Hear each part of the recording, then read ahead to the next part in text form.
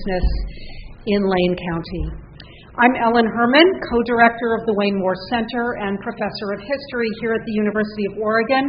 I'm so glad that all of you could join us, whether you are here in person in the U of O Law School or joining us on the live stream. The mission of the Wayne Moore Center is to promote civic engagement, inclusive democracy, and justice by bringing together students, scholars, activists, policymakers, and members of diverse communities, people just like you. We discuss a wide range of issues affecting Oregon, our nation, and the world, and we work in the tradition of longtime Oregon Senator Wayne Morse, who believed that political independence and education were the building blocks of justice and democracy. If you aren't already on the Wayne Moore Center mailing list and would like to hear about other events like this one, you can sign up on our website. I'll just mention one. We have a flyer. It's on the table right outside the door coming up in our series of public events on making work work.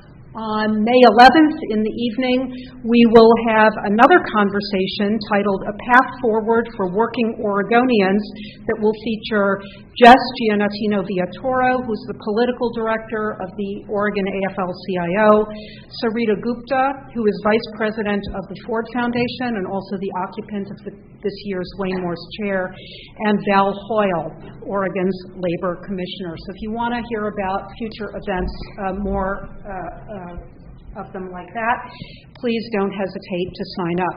We also encourage you to join the Wayne Moore Circle.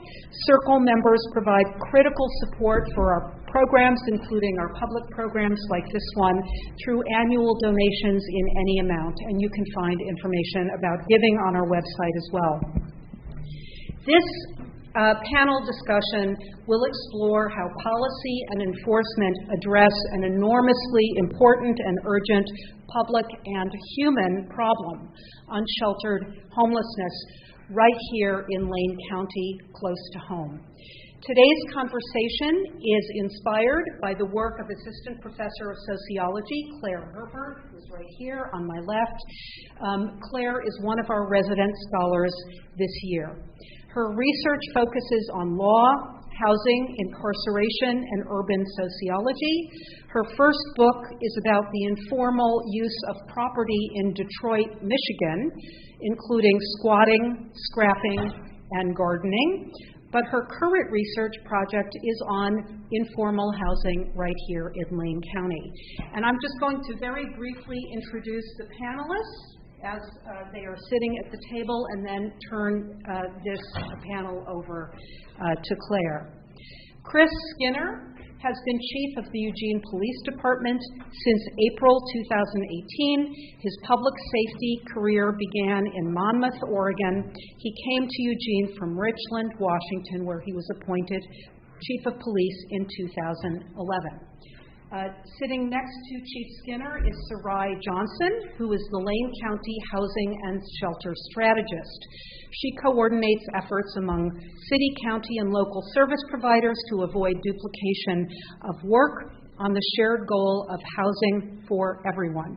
Her assignment is to create a new path forward by working together with government agencies, other service providers, and advocates who help people who are unhoused. And then finally, at the end of the table is Heather Solicki, who co-led the implementation of Everyone Village, a planned shelter development with a mutual aid model located on the Rexius property in West Eugene. That property has been approved by the Eugene City Council to host up to 60 units of shelter. Heather has worked for Carry It Forward and Whitebird Clinic, and currently serves as a Eugene Human Rights Commissioner and Vice Chair for Lane Coalition for Organizations Active in Disaster Response. Just a quick word about the format. After the panel, which Claire will moderate, there should be plenty of time for you to ask questions of members of the panel. Thanks again for coming. Claire? Thank you for that introduction, Ellen. So I want to this is catching me. Here we go. I want to start first by thanking you all for joining me today. This is really a great opportunity for me to learn, and as well as for everyone else who's participating here or remotely. So I first want to start by clarifying that what I'm trying to get at with this conversation today is a better understanding of the way local leadership and authorities, like the three people here, understand the problem of unsheltered homelessness in Eugene and Lane County, and to learn more about what efforts are underway to address this problem and how each of these people sees their role as mediating these problems in our community. By unsheltered homelessness, I'm referring to people without stable, conventional housing who are not residing in a shelter or emergency or temporary housing, but who instead are living in places like tents, RVs, other vehicles, or other forms of self-built shelter. And when I describe unsheltered homelessness or houselessness as a social problem, I'm not referring to the individuals experiencing this as being inherently problematic, but rather the way that these experiences create hardships for individuals and for our broader community in a host of really complex ways. So I'd like to start by asking each of you, and we'll just maybe go down the line here in order, ask each of you to sort of describe your work as it pertains to the problem of unsheltered homelessness. I know a lot of you all intersect with the problem of housing generally in a lot of different ways. But specifically, how does your work intersect with the problem of unsheltered homelessness? How does your job interface with people experiencing unsheltered homelessness? And how do you then interact with people from experiencing this situation, sort of from day to day? Well, good afternoon to everybody. And Claire, thanks for the question and the invite. Always enjoy having these kinds of conversations. And I really appreciate the invite because oftentimes local government isn't always at the table, especially when it's enforcement-minded, because there is so much intersectionality between community safety and public safety and other people that are experiencing either levels of homelessness or in some cases people that are in our business and residential districts that are calling as victims of crime, and how we kind of meet the needs of both of those.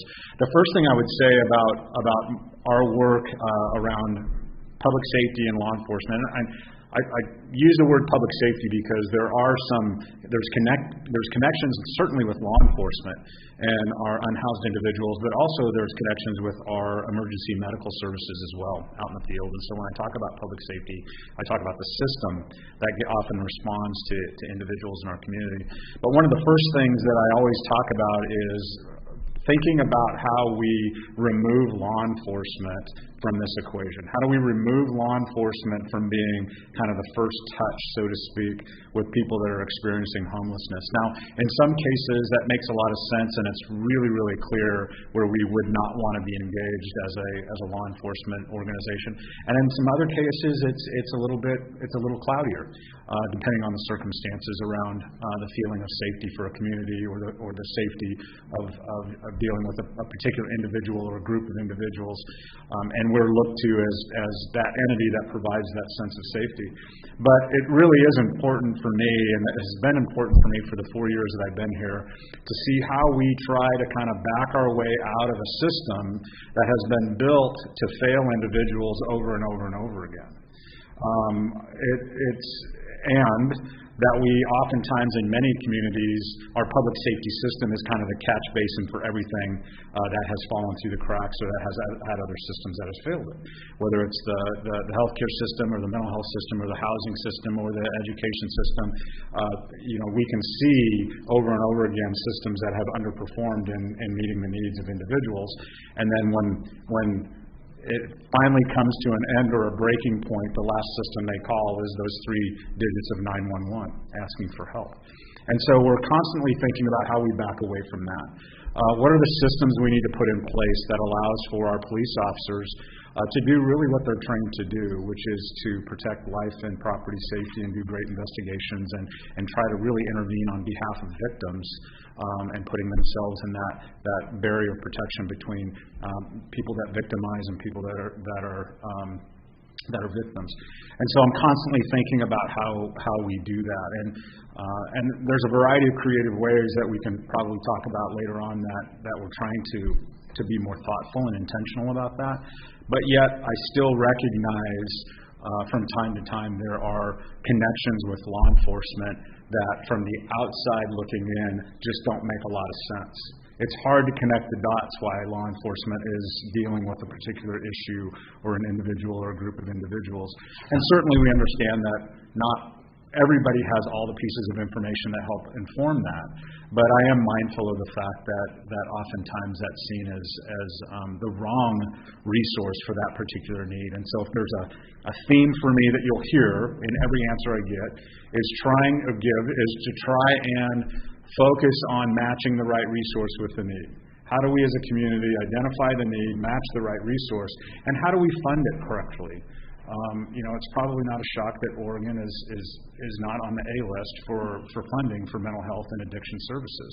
We see that every single day. I see that every single day through the eyes of my men and women that are out in the street that are responding to calls for service. So you'll hear kind of that overarching theme from me around trying to match that resource with that need. Thank you. Mm-hmm. Well, thanks for having me.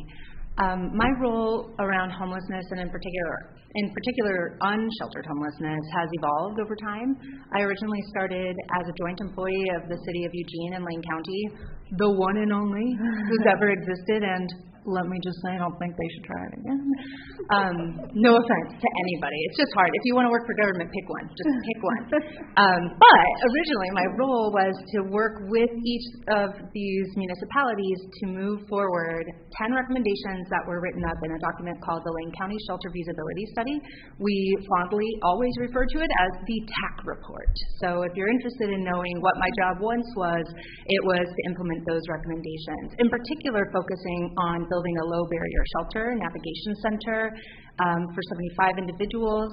And by low barrier, we mean that it does not have prerequisites for sobriety or behavioral health conditions or otherwise. And it also allows people to bring a partner, stay with a partner, and have their possessions as well as a pet. So that is actually almost done, and we plan to launch that this July, possibly August, just depending on some of our procurement timelines, because it just turns out building things is real hard right now.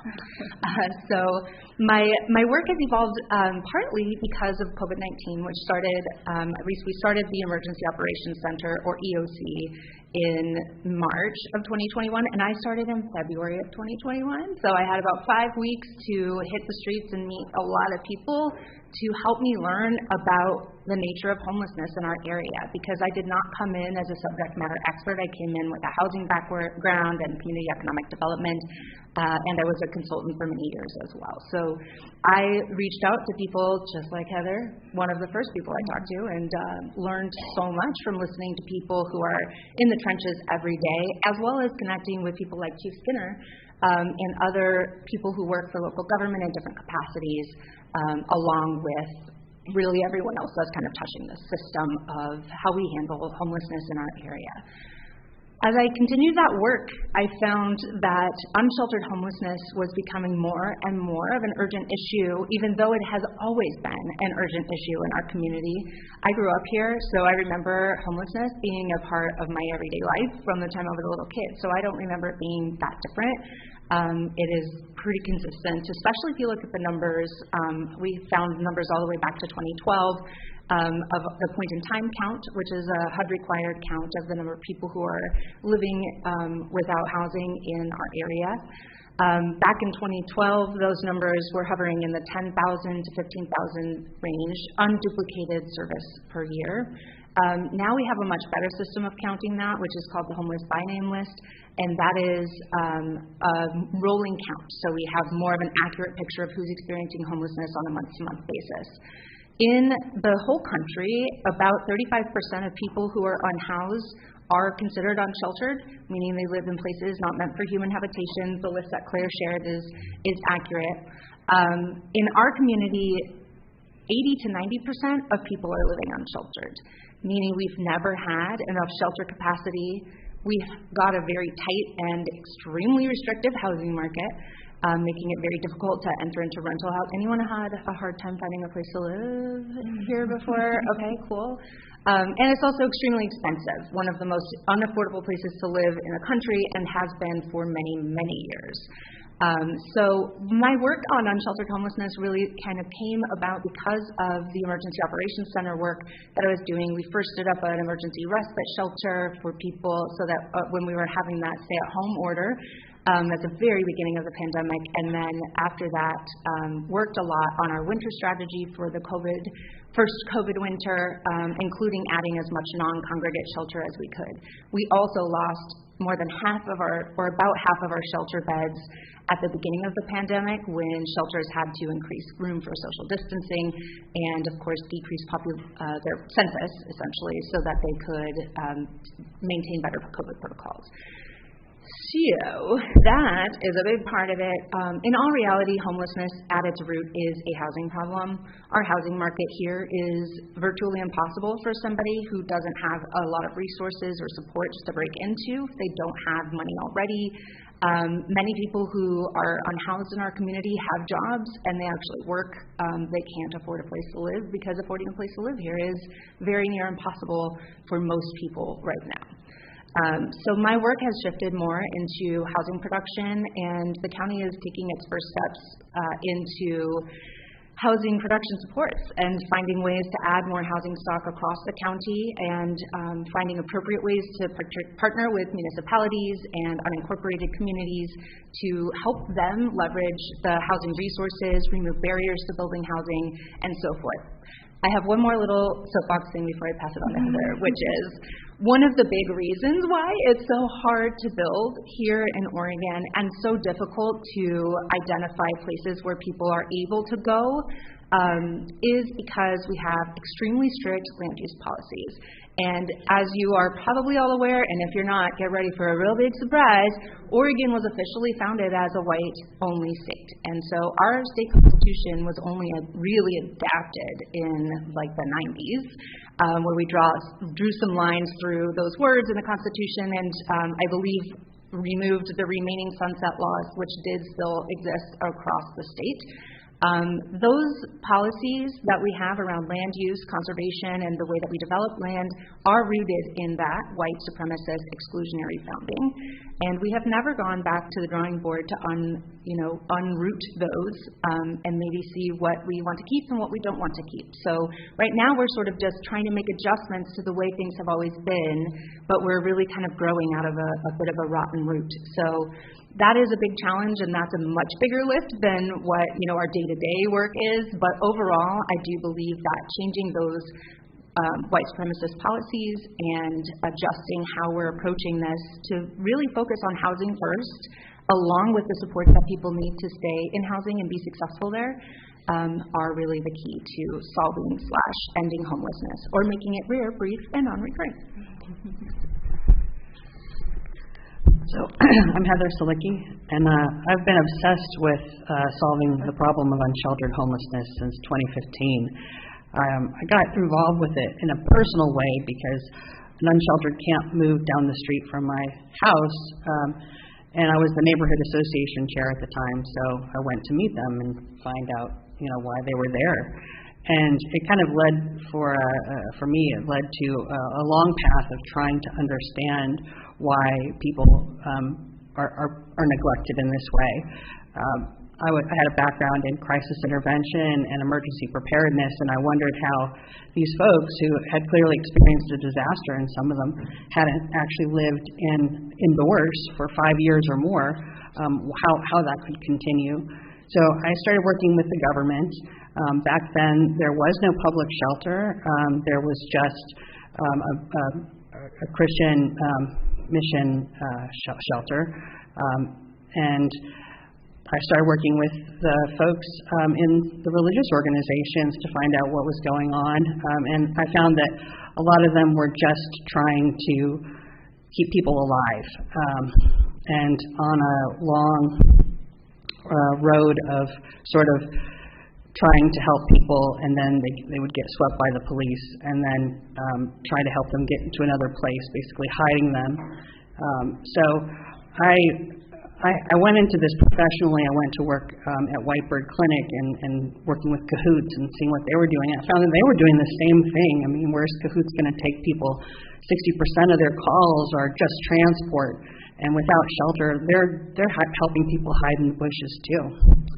So I finally couldn't stand working at Whitebird. I had to go and get involved with shelter to see what was going on.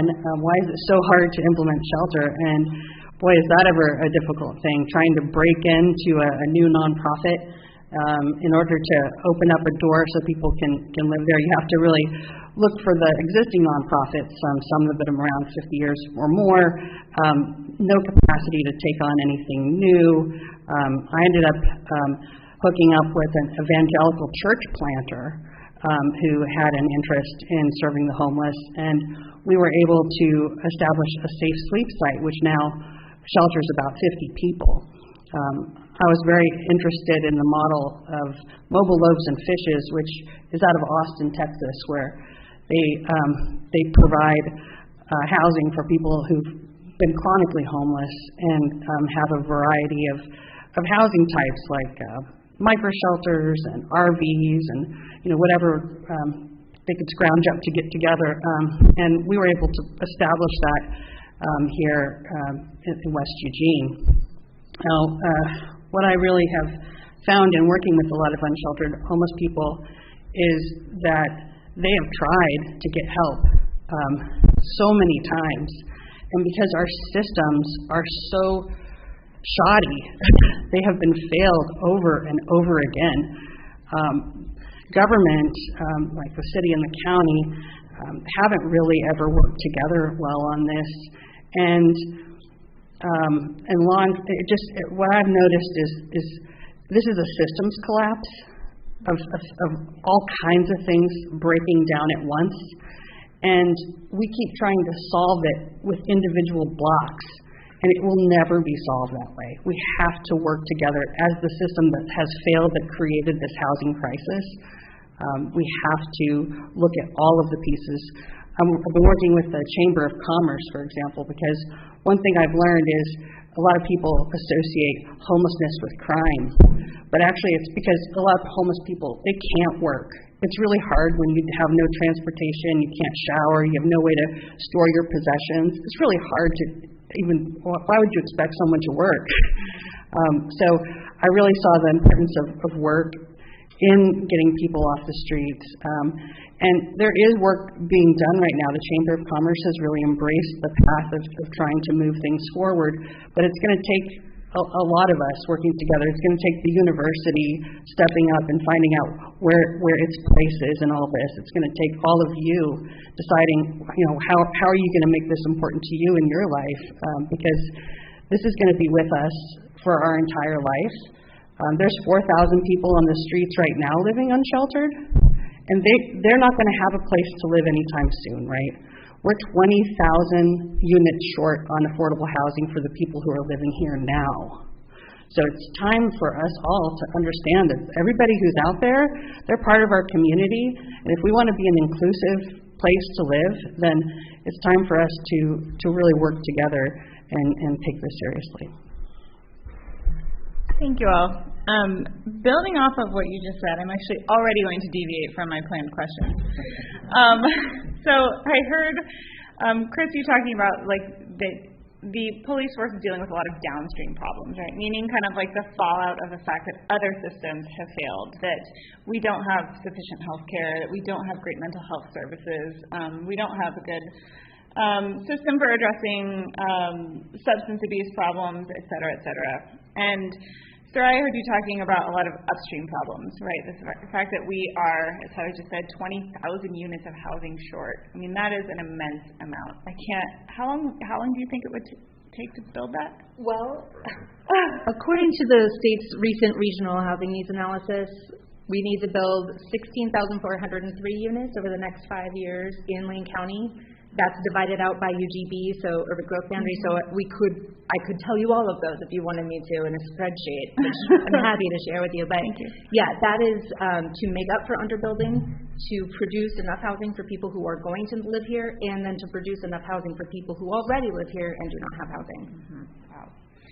So building off the upstream, downstream metaphor, then Heather, it sounds like some of your work is trying to intervene in the middle there of like, okay, we're trying to prevent people from kind of hitting the bottom and providing some sort of stability, some sort of safety, and but right now versus waiting for us to build 20,000 units of housing. But Sarai, one thing you noted is that you said that land use and building regulations are a really big obstacle, right? So Chris and Heather, I was wondering if you could both tell us what kind of sort of elements of law or the regulatory landscape or government in Eugene and Lane County that kind of pose some of the biggest obstacles for you in carrying out what you think is necessary in your line of work. So as I think about that, my mind goes to a couple of thoughts that I want to share. One is it's really does our unhoused individuals a disservice when we lump them all into the same group.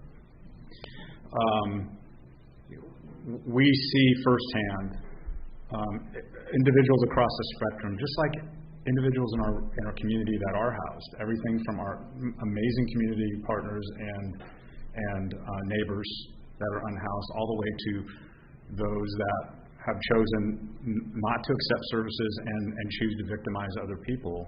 I mean, that happens across our entire society, and our unhoused population is not immune to that. So lumping them all in the same group, I think, and I heard the comment about homelessness and crime. Not every homeless individual is committing a crime.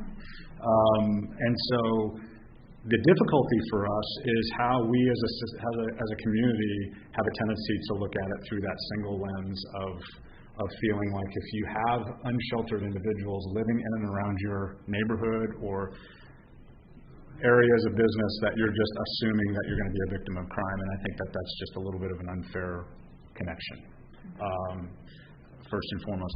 I think the piece around government and law when it comes to homelessness that is a big disconnect in our community is that the way municipalities run is that we have Oregon state statute that kind of governs the public safety or the law enforcement perspective around how we take care of victims, how we identify when somebody has been a victim of a crime, and then the downstream effect of how we investigate and potentially either prosecute or find diversion for those individuals.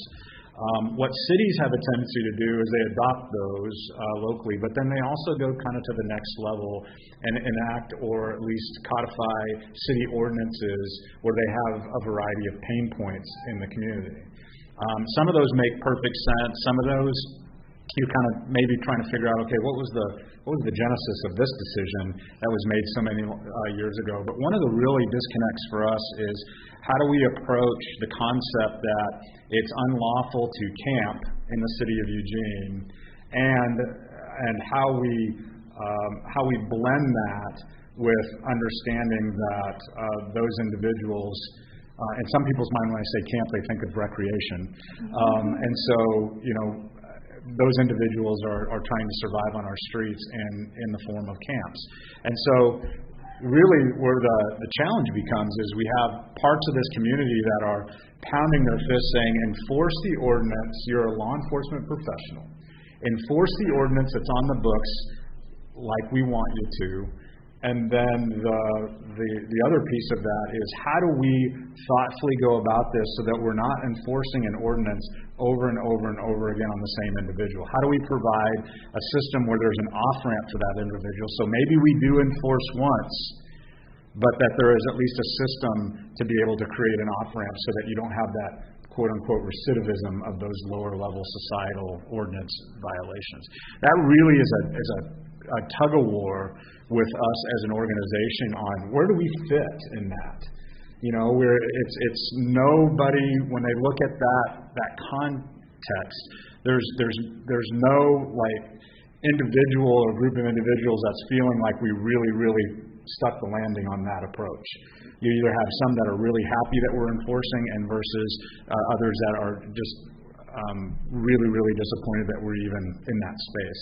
And so we're constantly trying to navigate that world of what the city has asked us to do and what some citizens are asking us to do around enforcement in community safety, and the other concept of how do we build those off-ramps or build some kind of a resource around those so that we're not constantly responding to the same things over and over again. Trust me, it feels like Groundhog's Day for us every day that I put the men and women out there to be in harm's way for a variety of the violent crimes that we have. It feels like Groundhog's Day trying to figure out how to thread the needle on such a complex issue as that. So I've been able to approach this with so many different hats on. I'll start with my Human Rights Commission hat. One thing that I saw that was definitely happening is that people who were trying to get housing were being denied. Because here in Lane County, you can say, I'm sorry, I don't rent to homeless people. Or I see that you have a break here, I'm not going to rent to you because you are homeless. So we work to have housing status turned into a protected class. At least the City Council approved it for hate and bias crimes, but not for fair housing. So today it's still, you could still say, sorry, you were homeless, you can't live here. So that's a bad policy decision.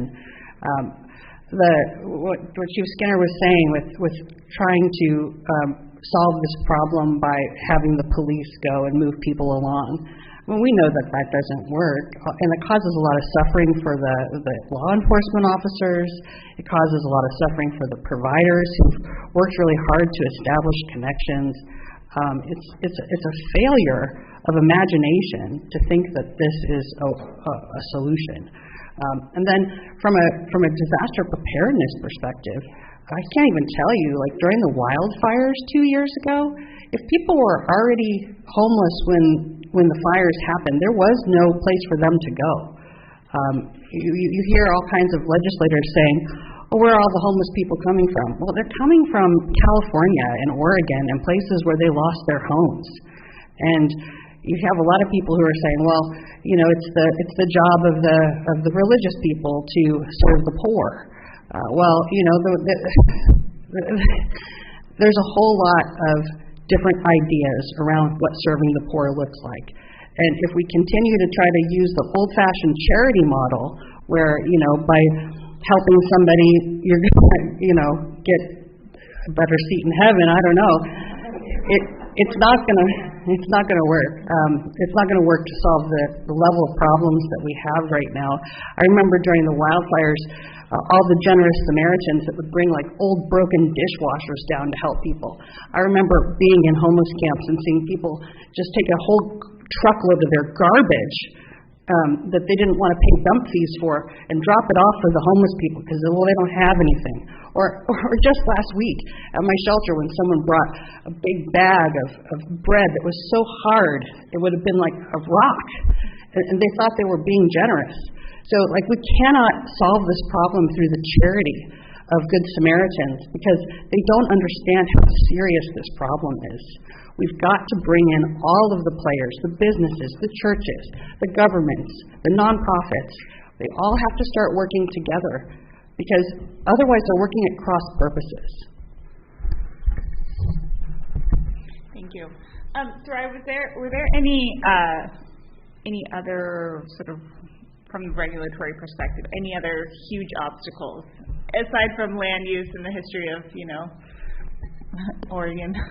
Yeah, there's thousands more, so I won't elaborate on all of them right now, but I do kind of want to play off of something that Heather has sort of touched on, and I'm going to try to be really cool and like profesh about it, but I do think that in our culture, writ large in America, and here as well, individualism and blaming individuals for systemic problems is endemic in the way that we live and think and make policy. We continue doing that in spite of evidence to very much to the contrary, that it is not an individual problem, but that rather individual risk factors are exacerbated when systemic problems fail, or systems fail.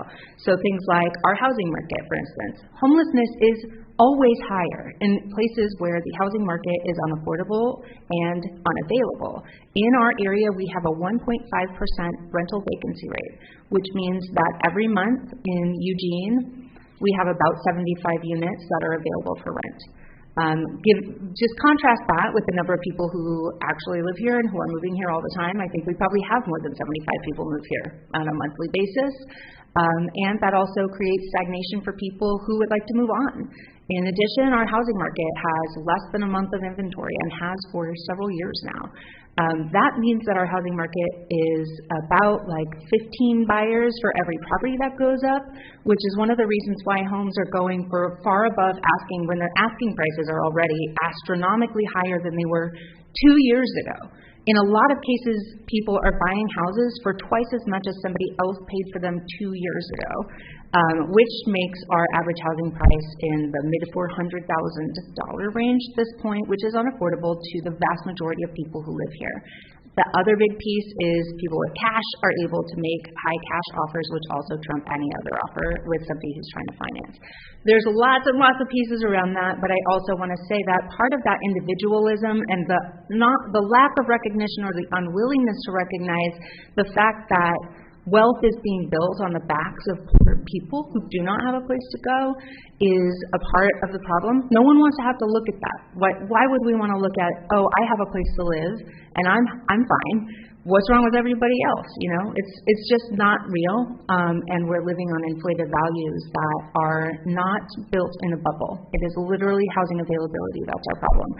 I think the other part of this is kind of speaking to this charity model and the religious sort of origins of that, or the idea that religious organizations are the ones who should be taking responsibility for caring for the poor is a very paternalistic way to think about it. Basically, I'm just going to do a true confession here and just tell you that basically, like 1 second after I started working for a local government, I was like, oh no, I think this accidentally made me a socialist anarchist, like immediately. But it is true that instead, the way that we think about it is charity, help. We have expectations for people. They need to be grateful. They need to be deserving of our help. They need to earn it somehow. They need to change their behavior in ways we want them to change it because we are the right ones. That is white middle-class norms that we're putting on other people who do not have the capacity, the experience, and the culture to be ready to do that immediately. So instead, we ignore things like harm reduction. Even though in what year was it? Like 1 year ago, we enacted Measure 110, which is a ballot measure. The vast majority of Oregonians voted yes for that. It decriminalizes possession of substances for personal use, and part of the challenge that I'm seeing in that is we still have this push-pull on enforcement.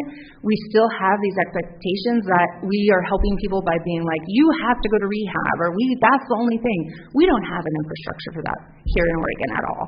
We also have no harm reduction, really, to speak of in Lane County, besides some renegade great organizations that are doing that work.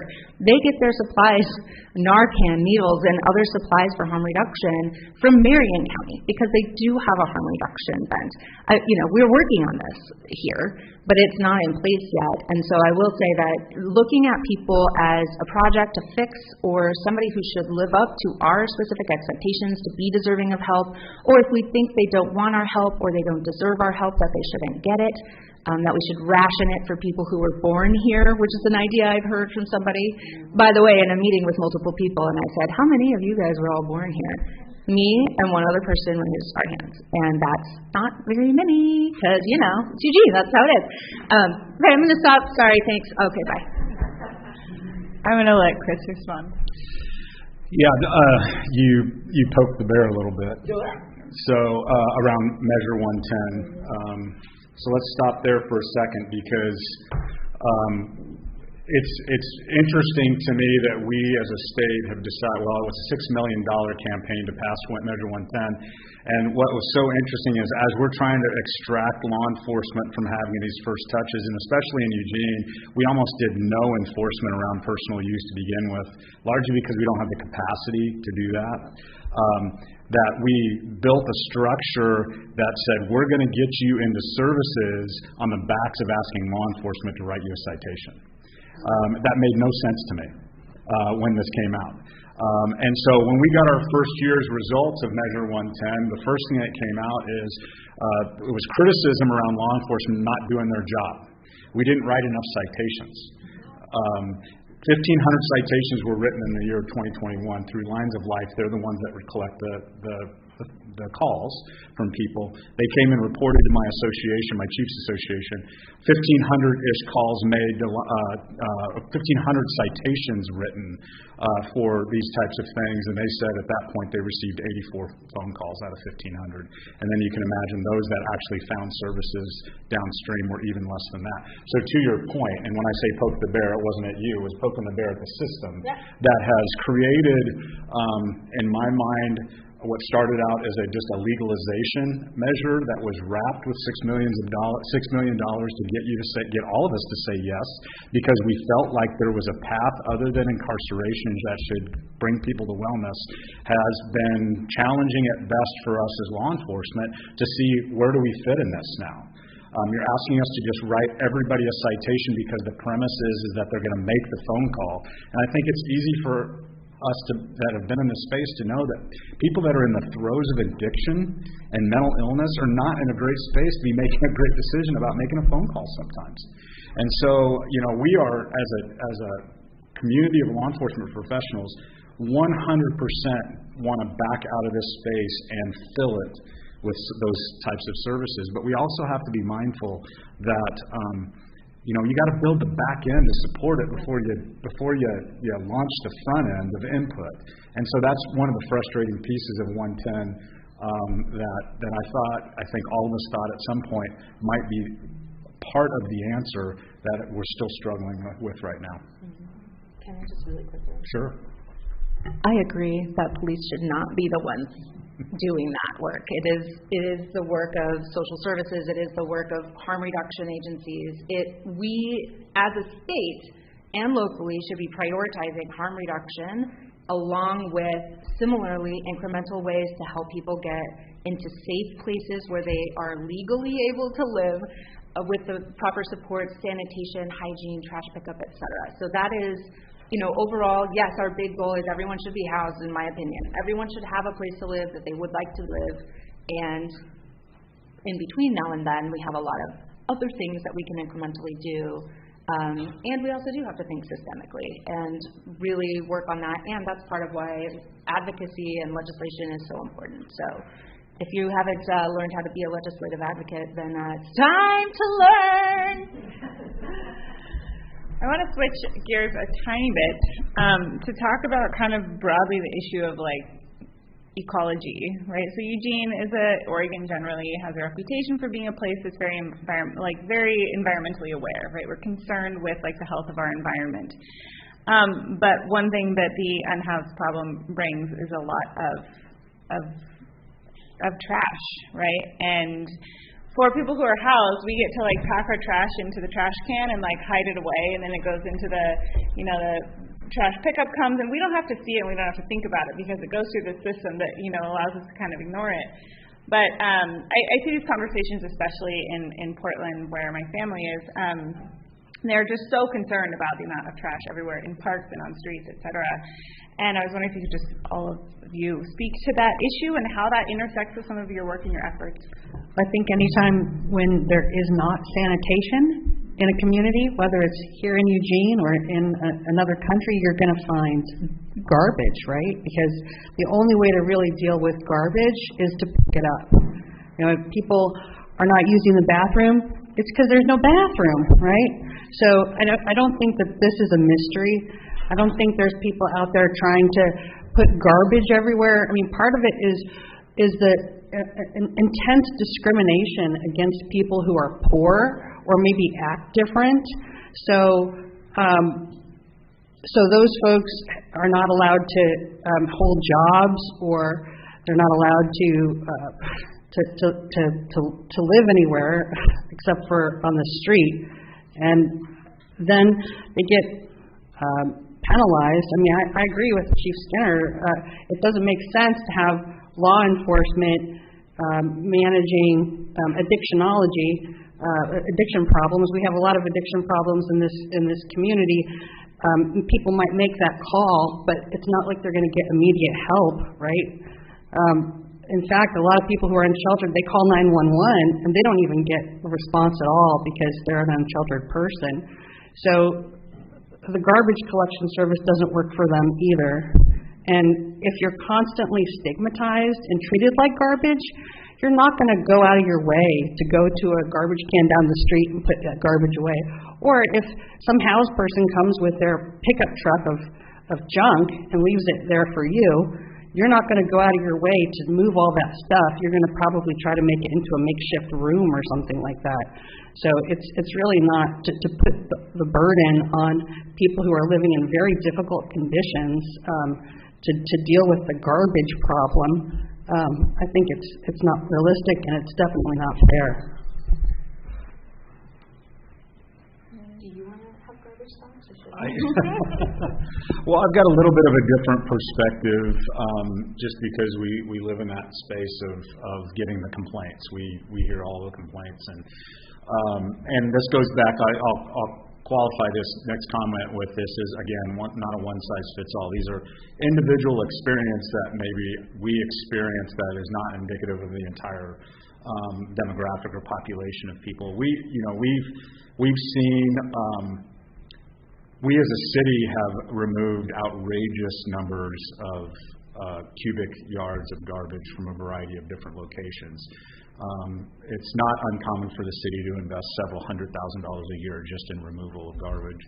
To include the delivering of porta potties to try and encourage that. There's one interesting story I'll tell about early on in the pandemic. I believe we were having some campers out in a public right of way, and we were okay with them staying there for the time being, and they were, as long as they were distancing appropriately.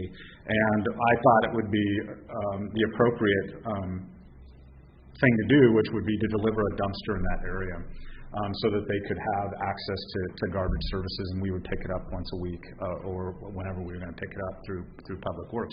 And what we found was kind of an interesting nuance. Number one, we found that all of the neighbors recognized it. All of the house neighbors recognized it as an easy place to take their garbage and dumped it in there. But then what we also recognized is that folks that were in the camp also found themselves picking through that for things that they felt like they needed.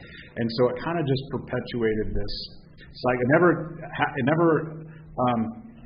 never had the outcome I'd hoped it would have. And so, there's those nuances that until you experience those and like, okay, that was kind of a swing and a miss, it's hard to really get really good at what that strategy is. The porta potties being delivered in a variety of areas. Here's another example of this community not being in alignment. On one hand, we have our unsheltered individuals appreciating that porta potty gets there, and then on the other hand, you have local neighbors that are really upset that you're delivering a porta potty to their neighborhood, which encourages people to use the porta potty. So, it's just, I think every step of the way, whether it's work that I do or work that Sarai or Heather does, is that you have to come knowing that you're not going to make everybody happy, and that you're trying to do the best you can. And the fact that Eugene is a unique place in the sense that maybe it's not unique, maybe most communities are like this, and I've been in a few, but it's unique in my experience how polarizing some of the opinions can be about how to approach this problem. There's not really there's not a middle ground that people can kind of reside in. It's really gotten polarizing over the years, and so trying to deliver services as a government entity that's supposed to serve the entire community continues to be difficult on how you do those things, whether it's dumpster services or porta potties or sanitation and those types of things. So the last thing I'll say is, from the ecology standpoint, there's short-term decisions we make that have long-term impacts. Washington Jefferson Park's a great example of that. I think in the short term, it was a good idea to to sponsor people there during this pandemic. The long-term impacts are that park probably will not be rehabbed for quite a while for a variety of different environmental reasons. And so you don't necessarily think about those things when you're scrambling to try and respond to a pandemic and scrambling to try and respond to those that are unsheltered in our community. But there certainly are some environmental impacts that are noticeable. I am obsessed with garbage, and I always have been since I was a young child. So I think about it a lot, and I think in this issue there are a lot of different ways that communities approach it. One of the ways is basically creating a system that's like subsystem to the existing one. So in this depth of social change theory that I work with a lot, one of the striations on that little upside down pyramid, deep is more impactful, is creating parallel systems. And in this particular case, with garbage, the dumpster doesn't work because housed people, am I right? I mean, they're out there ruining everything. That's a joke if you're housed and you're thinking that I'm being mean. But the truth is, like, yes, that dumpster then becomes basically an attractive nuisance for people who it isn't for to use. So in some places they will start a trash program that's for encampments, for people who are unhoused and unsheltered, who don't have a lot of alternatives, where they give them a certain color of bag to put trash into, and they pick it up on a rotating basis. And there's some other ways that we can approach these things, again, as an interim step to the next better thing. I don't think we're going to get perfect, right? We've got to get okay. We've got to get a little better about these things and recognize the issues that are surrounding it.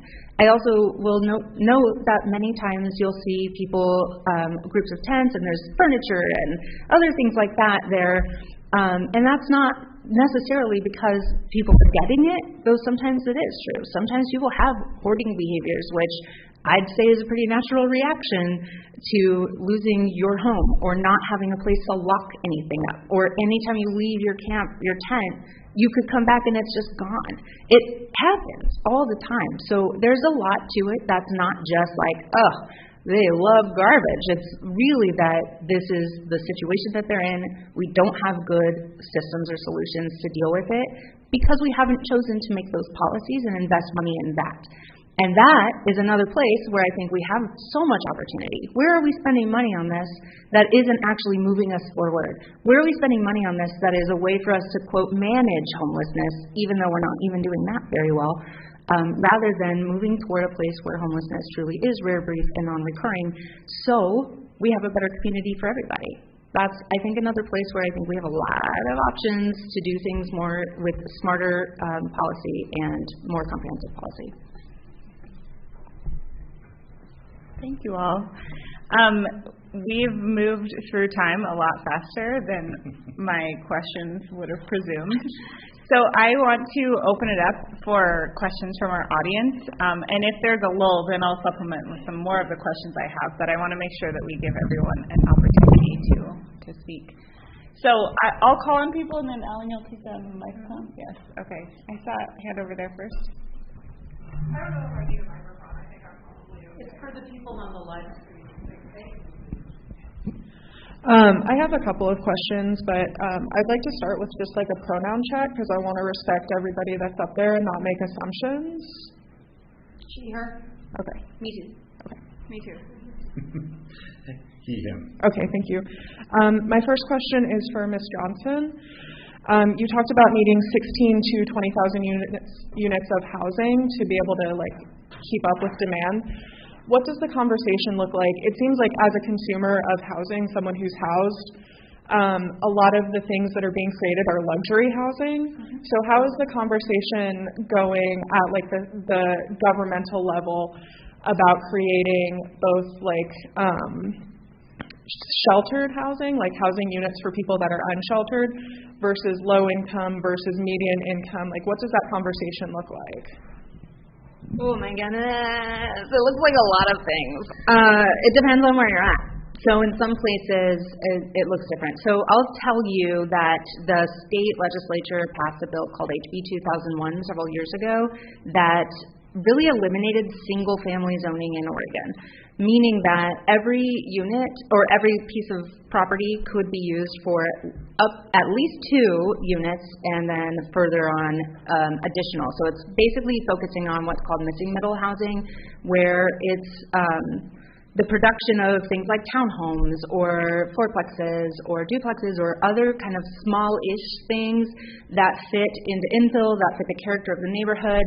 And then, of course, we really have those luxury homes being developed, some entry-level-ish homes, although that doesn't really exist anymore anyway, and then the apartments that are going up, like in some places, so Canvas area especially.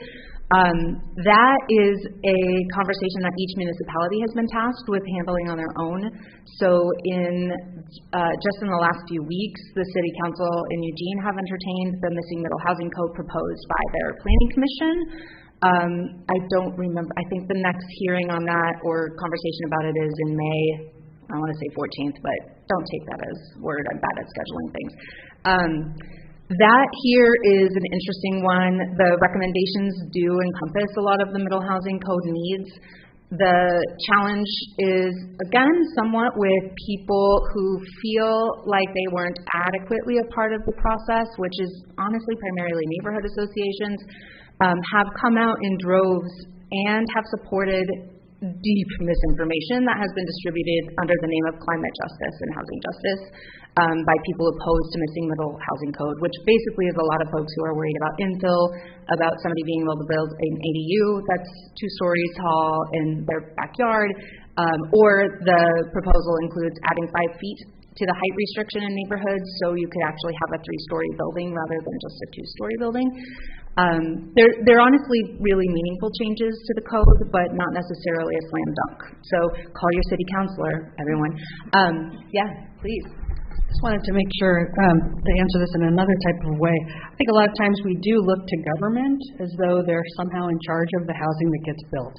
But in reality, they can make some rules and maybe pass some incentives. But look at who's developing housing. Are they nonprofit developers? No. The vast majority of people who are developing housing in this community are in it to make as much money as they can for as little as possible. And those who are not start to become that way because that's how banks fund things.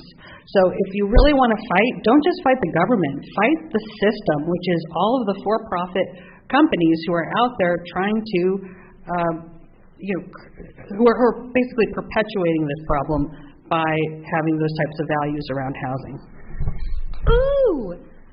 I want to just finish up by saying that at the state level, this is a big push. And so we've got the legislature really asking for every municipality in the state to look at their real housing needs and to make plans according to that. So the state has provided some really good resources. If you're really a super housing nerd like me, you might want to read it. There's a regional housing needs analysis that was published last year, and then there's a housing production strategies compendium of many options, and it's super interesting.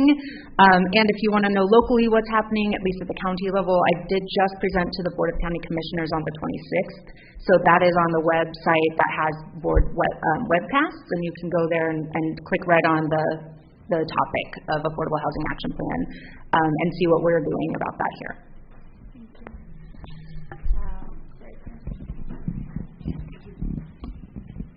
Thank you all for your excellent presentations. I'm Mary Sharon Moore, and I've been involved in housing, unhoused issues for the past several years. I serve at Egan Warming Centers. One of the speakers used the phrase, a phrase like this, the collapse of multiple systems, and that really draws my attention. I'm very much concerned about the collapse of what I call the corporate late-stage capitalism system, and the unjust wages, or at least inadequate wages, that prevail here, but throughout the United States, throughout the world, actually.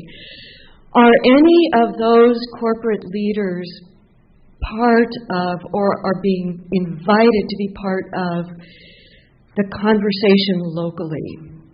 Are we giving them that opportunity to be part of the solution? And if not, are we helping workers to get organized, unionized perhaps, to at least get wages that are living and can sustain an individual or a family? I think you just talk about the engagement of the Chamber of Commerce. Is that right? Sure. That's probably Nothing to do with wages, though. No. I mean, we do have, so basically this is a conversation that is burgeoning and existing within the business community. As Heather had mentioned, the Chamber of Commerce has been working on this somewhat. They have a workforce subcommittee in their Business Leaders Task Force to respond to homelessness. And that's part of it, is like, how do we create jobs for people who need some kind of flexible employment? I do agree with you that living wage jobs are extremely important if we're to have housing available to people and that they can afford, rather than having to work like 47 hours a week to afford a 2-bedroom apartment, right? So there's those are all intertwined issues. I would say that the corporate side of this isn't necessarily focused on wages at this point in this conversation. I think it's more focused on how can they be a part of the solution, where I'm like, how much money do you want to pay for helping with this stuff? Go on. Yeah, I mean, we're so far off from the conversation about wages. That's why you're an Egan volunteer, right? Our social safety system for people in the winter relies on volunteers. So they often think that let's find a job program for people who are homeless so that they can give back. Mm-hmm. Give back what? So yeah, no, we're a long way away from that conversation. There's a question all the way back. All the way back. Sorry, making you run out. But Mary, we should get there. It's important. So to follow up with the upstream, downstream metaphor that I thought was not only applicable but incredibly poignant in its presence. So it was alluded to with the wildfires, right? Like one of the biggest upstream factors that affect homelessness is climate change, right? So by the very definition of the unhoused, they're the most exposed to climate change variability, extreme weather events. And I was curious what conversations at the upstream level are taking place within these policy recommendations and these brainstormings, and what burgeoning conversations involve specifically plans at the Eugene city level to address climate change, and how that affects vis-a-vis homelessness, because if a climate change policy is a homelessness policy, right?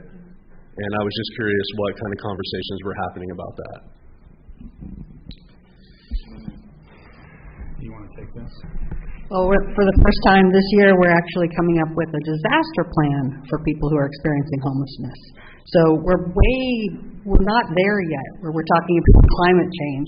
We don't even know what we're going to do this summer when the wildfire smoke is going to be toxic for people living outside.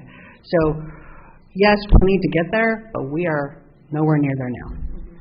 And I'll say that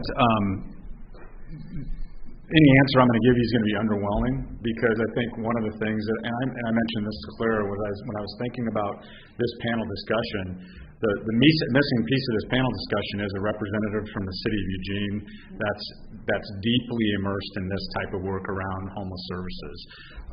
And because, obviously what my niche is, it's probably not a big shock.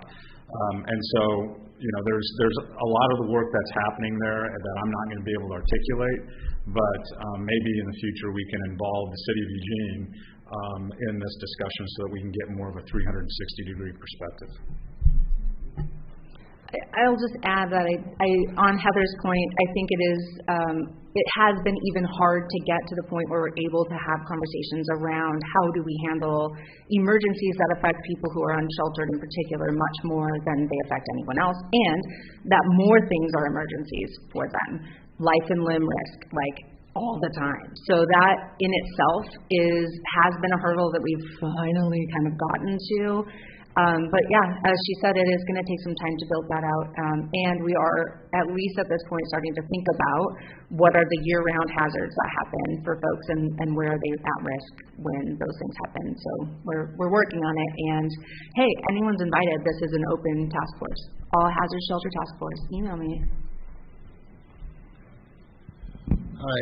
My observation is that in the last 3 or 4 years, there's actually been some solid efforts made by the city and county in terms of providing a variety of housing modalities that didn't exist before, and that maybe what has been available to the homeless population is sort of like in the way of low-hanging fruit, and that more difficult people have not been able to meet the minimum number of services and houses that we have available. I mean, the supply and demand equation is just out of sight.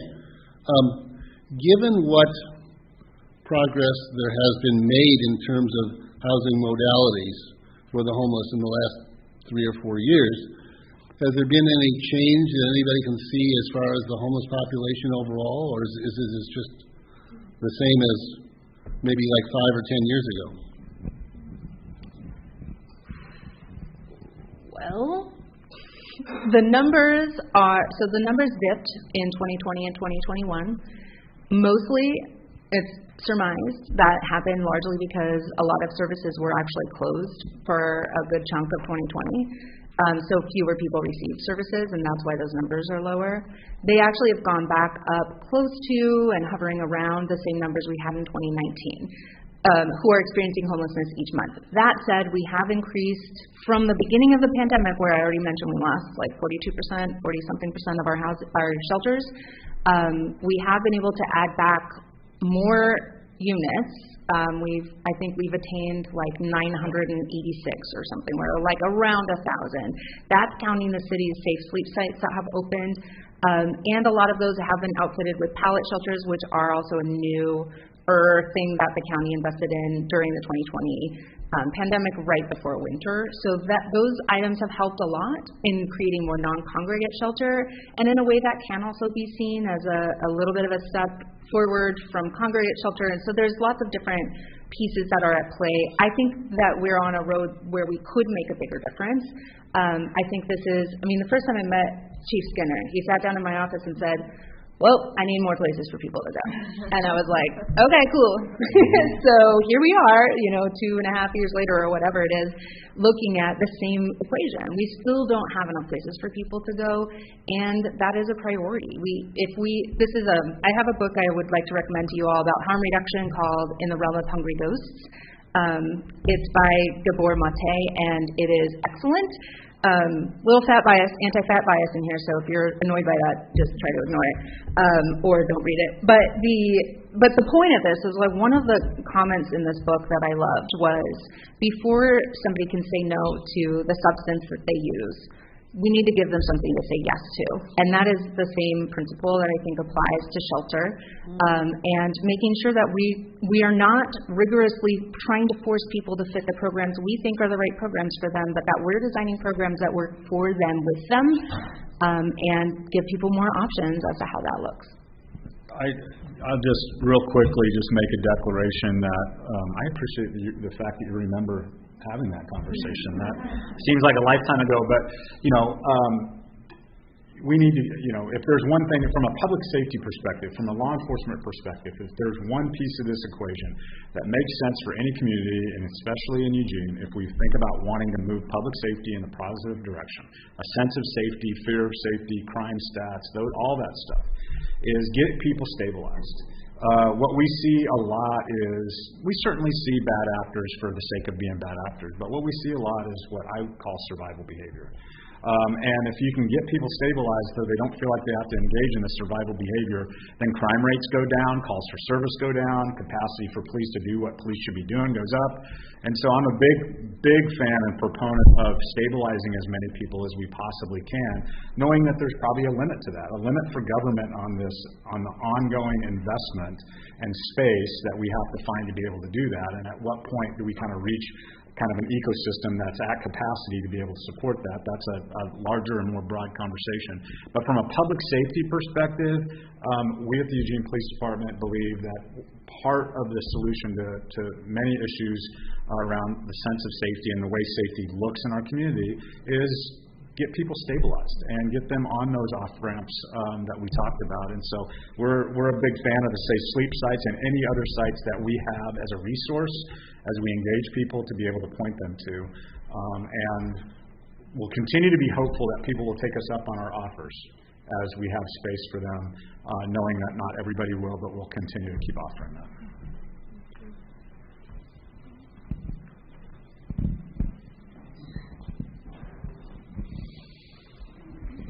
You all have done a really great job talking about what systems are available and what services are available. I'm hoping that you can speak a little bit to where the trust level is in those systems and those services from the unhoused community. Well, I'd say it probably really all depends.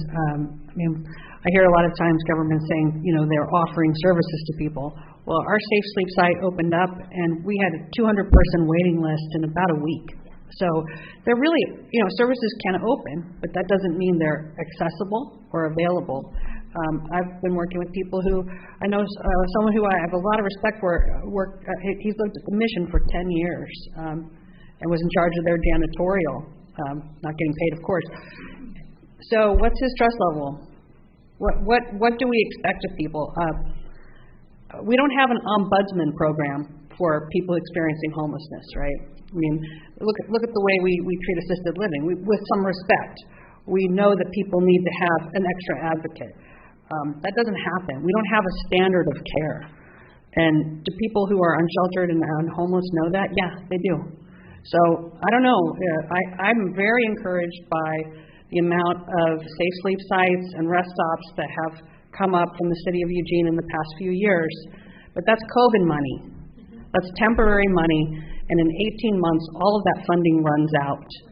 So we can continue to put money in temporary things, but we can't ask people to trust that they're going to last. So it's almost foolish for anyone to truly trust that these systems are going to work. Yeah, and this comes full circle to the conversation we had earlier about trying to back us away from this being the face of homeless enforcement, so to speak. It's not lost on me that showing up in uniform with a badge and a gun and a fancy-looking car doesn't instill a lot of confidence in certain people, and others it does, and it doesn't promote a lot of trust in some people that have had negative experiences. And so one of the first things we do, instead of forcing our way into their space, trying to talk them into trusting us, is to let's find a different resource for that need. Instead of doing what we constantly do, like I said earlier, is just ask our law enforcement professionals to go handle it. And so, trust is one of those things that is fragile at best, and it takes years and years and years to build. And I think one of the ways that we would try to say that we're going to try and rebuild the trust is, for the first time, be a law enforcement agency that says we don't have the answer to everything, and we're not the ones to call. And pushing back on a community that continues to call us a little bit. Find a different way to handle this problem than calling the men and women of the Eugene Police Department when there's, we handle 550 calls for service a day. If any of you have ever called non-emergency dispatch or 911, unless it is a crime in progress, my guess is that you had some delay in response. And it's a supply and demand type of conversation. So, work with us to back us out of the things that we shouldn't be doing. I think that'll promote better trust with those individuals, and it gets us back to doing the things that we should be paying attention to, which is like, for instance, my heart is with human trafficking and commercially sexually exploited children. I'd love to do more of that work instead of chasing things around because somebody's car was broken into. You're going to get me going, so I'm going to start.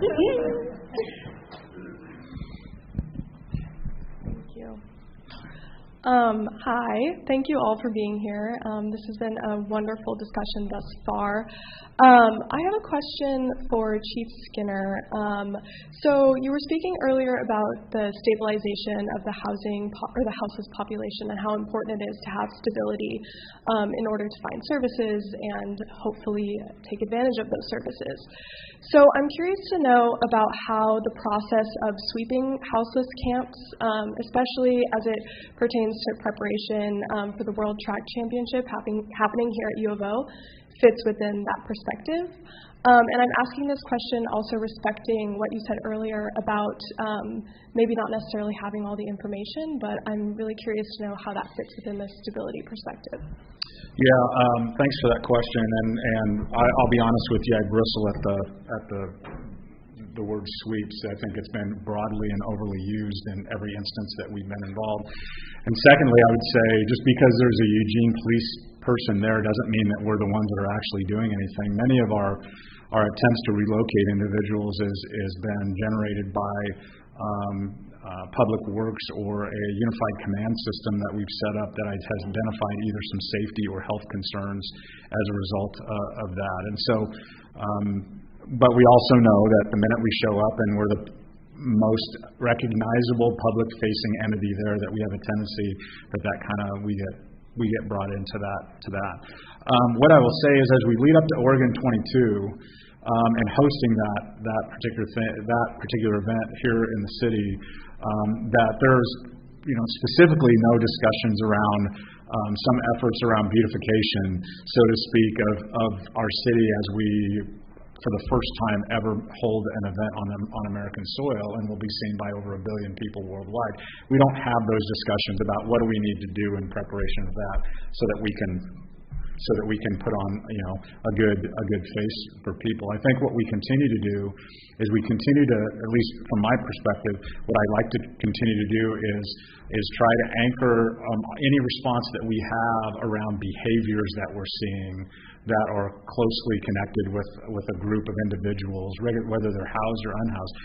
We have housed individuals all over the city that are involved in illicit behavior and nefarious behavior that we have to deal with in neighborhoods. So that type of criminal behavior happens in all walks of life. And so we like to try and really focus our attention on the behavior that's happening and trying to eradicate the behavior. We get phone calls all the time from businesses and residential areas, neighborhood associations who feel victimized by a certain group of individuals, and so we'll try to better understand the behaviors that are associated with those individuals. And then if moving them along is a public safety issue, then it's deeply rooted in the behaviors and a sense and feeling of safety of that particular area.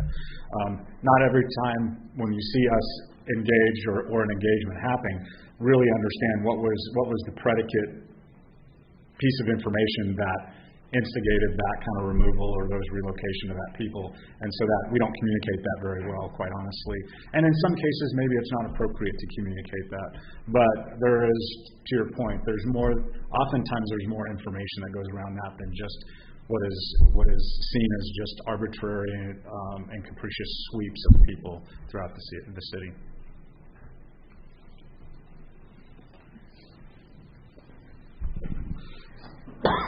Hi. I want to thank you for really addressing how religious organizations, and I belong to one who believes that they are progressive, but yes, I also agree that it can become very paternalistic, and especially by using white middle class norms. So I guess my question is, if a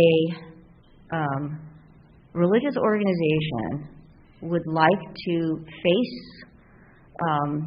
this and themselves, what things would they need to, or would you recommend that they really think upon, and what resources and partnering would you recommend? Ooh, this is my favorite topic. Okay. I have some suggestions, and I bet Heather does too.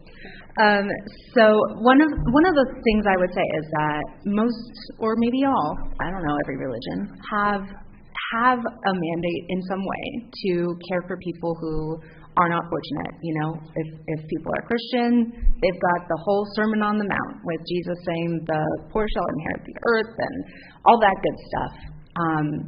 I think sometimes we twist that into meaning that everything that you suffer here is going to give you another crown in heaven, or another jewel in your crown in heaven, and so suffering is good, and when you die, you'll be rewarded. And I guess we'll help you with some stuff. So that, I'm not saying that everyone is like that. Sorry. I grew up evangelical, so that's where kind of my roots were.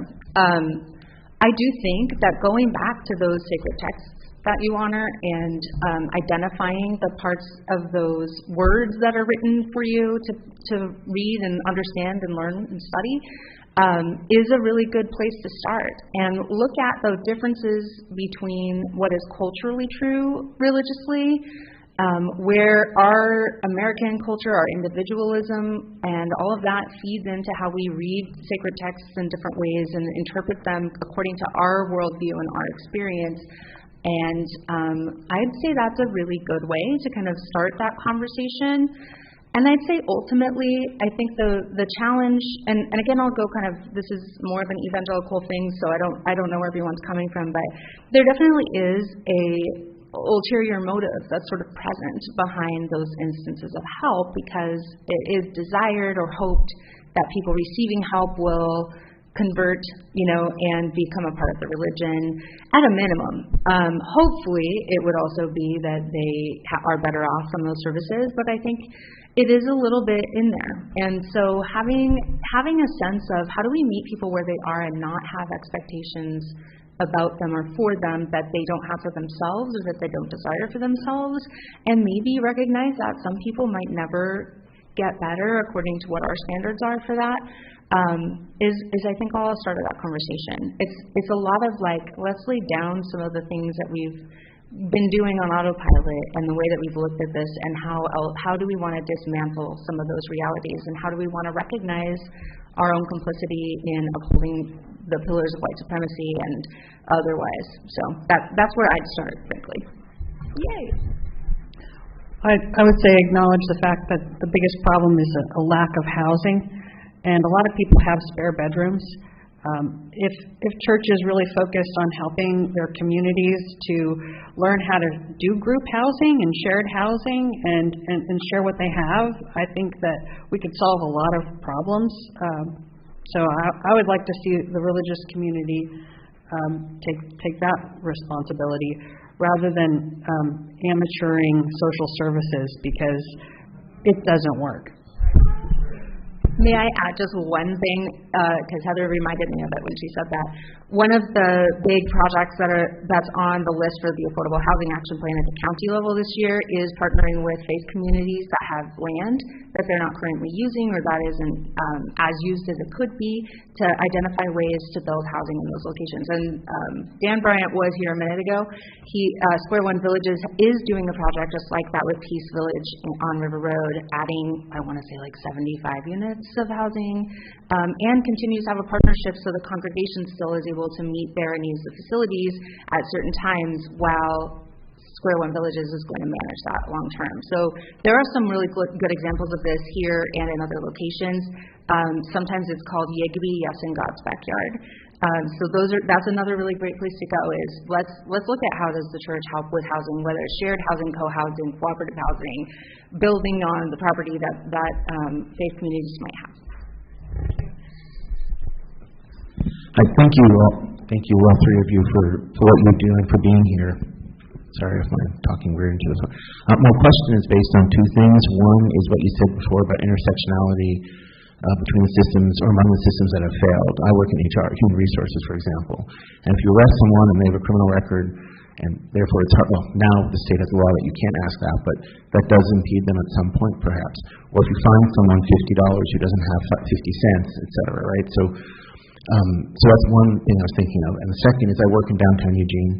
I love downtown Eugene. I'm a big supporter. I'm on the city committee about downtown Eugene, in full disclosure. And I want more people to go there. I want more people to feel safe there. And I have called the police non-emergency number for cahoots many times as needed for people who did need help, in my opinion, and others. My question is based on those two things, probably for Chief Skinner. If you have a police officer in downtown Eugene with someone who is not active crime being happening, but something that looks more like a cahoots call, but let's say someone's called 911 or the police showed up there or something like that, how does the intersectionality part and the systems part and all that we were talking about before come into play in that moment? What should that officer do in that moment? Is there how do you figure that out? It's such a hard thing, so I don't know the answer. Maybe you don't. I don't know. Thank you. Yeah, no, it is. It's a hard one to pinpoint when you think about what resource should go to that particular need. And one of the things that we try to do when people call, whether it's 911, non-emergency 911, which is also anytime you call that number, you get the option of police, fire, and cahoots. And so we call out that as a resource that's available. And so on the front end of that, what we try to do is best understand what the situation is so that we can match the right resource. Is this an EMS issue? Is it a medical issue that we need to send somebody to? Is it a safety issue or a criminal behavior issue that would take a police officer, or maybe a behavioral health issue that is non-criminal? Doesn't necessarily mean that it doesn't scare you to see what's happening, but it's non-criminal, and whether or not cahoots would be the right resource. So that's the first piece of that, is best understanding what's the right resource to match that need. One of the challenges that we see in all three of those scenarios, and it goes beyond that when I talk about supply and demand, because we can have a conversation about the absence of social services as we build safe sleep sites, and people that can manage that is really, really struggling with a comprehensive network of social services to help us continue to sponsor these. But is the lack of resources that exist right now in both police, fire, and cahoots response. It's not uncommon from a cahoot perspective. It's not uncommon for cahoots to be delayed by as many as several hours. Just this week, we've got a little bit of a issue with some key individuals being down sick and not being able to provide all of the services and all the hours of services that we would like them to provide. And so we know that happens, and so we go without certain levels of cahoots response. But even the cahoots folks would tell you they're frustrated by how long it takes them to get to issues that they're called about. Same with my police officers, same with fire and EMS, those types of things. So, from a supply and demand perspective, there's a couple of different ways to do this. We either lower the demand or we increase the supply, or try to do that concurrently and find that sweet spot. And we certainly don't see a decrease in demand. Our calls for service are up. The amount of wait time for people is up. The levels of frustration from those people is up. They have a tendency to take it out on my dispatchers because that's the ones they continue to call back. But when you think about downtown and downtown safety, there's certainly some aspects of that are criminal in nature that we want to address. But so many aspects of people feeling unsafe downtown are just the way that downtown feels from time to time about what they see. And sometimes that's not criminal. It's not something that law enforcement should be intervening in. There's got to be a different resource for that particular need. And so I will say that we're seeing some dynamics around some territorialism downtown, where there's some individuals that have kind of staked their claim as that's their corner or their alley, and can be really unpleasant for people downtown. And it breaks my heart every single time somebody tells me I feel unsafe downtown, or I talk to a worker that says I don't feel safe walking in my car after work because of the things that are said to me. Because of the things that are yelled at me, or where I have to go to get to my car. And so trying to solve that is not necessarily a total police issue. It's a variety of those things. But those things that I'm talking about, that's a variety, they're in short supply right now. And so we're all kind of just waiting for those to be more robust, and we're committed to being able to do that. I'd like to give Claire Herbert just a minute or two for any concluding comments. I want to thank all of you for attending, for your questions and your interest, and thank you again to all the participants. I'll reiterate that. Thank you all so much. And thank you all for being here. The last thing I'll say, so I teach here at U of O. One of the classes I like to teach the most is housing and homelessness. Another one, I call it community and crime. And all of it really intersects almost across this panel right here. But oftentimes in sociology classes, my students get to the end and they're like, but what do we do, right? You've told me about all of these social problems, but what do I do about them? And to end on an optimistic note, one of the great things is, at least among social science research on housing and homelessness, we do know what to do. We have a lot of evidence about what works. We have data spanning 10, 20, 30 years that shows us what kind of interventions are effective and what kinds aren't. The problem is that we oftentimes don't have the political will to carry out those effective interventions. And it's political will, it's about what people are voting for, what residents are supporting. It's also about resources and money, of course, always. But in a place like Eugene, one thing I would really encourage people to do, if you're just reflecting on, what can I do, what can we all do, is to think about who you're counting when you think of your community, right? Because oftentimes community gets reduced to who lives near you in the sense of who's housed near you. And in a place like Eugene, a significant portion of our community are people who do not have legal access to housing. And if we're thinking about what's good for our community and excluding them from what counts as our community, then we're really falling short-sighted of how to address these problems and how to support everyone's well-being. And I'm going to stop there. Thank you all for being here. Thank you again. You guys are wonderful.